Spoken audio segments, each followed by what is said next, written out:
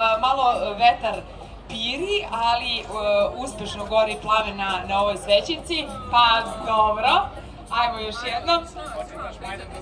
Ajmo, 3, 4, sad! Bravo!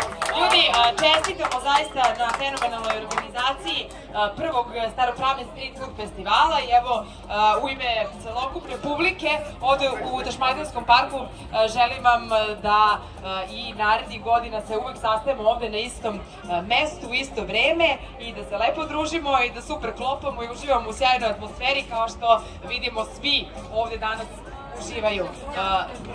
Evo, Ljiljo, moram oko tebe nešto da pitam, ti ovde kao jedina predstavnica ženskog pola i domaćica i vrsta kuvarica.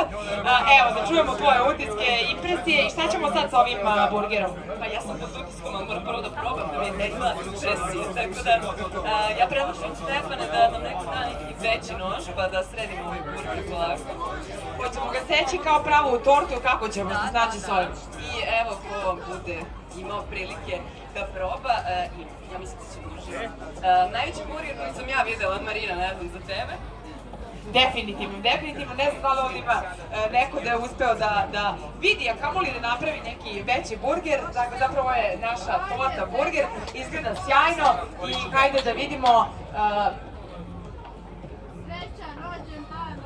Imamo još jedno lepo iznenađenje, to je da ćemo podeliti ovo pivo koje se ovde nalazi, dakle ove limenke, zato eto slobodno izvolite, poslužite se, stiže torta, burger i naravno Staropramenni, naši dragi prijatelji koji su sa nama i na ovom prvom izdanju Street Food festivala. Nadamo se i mnogo godina pred nama.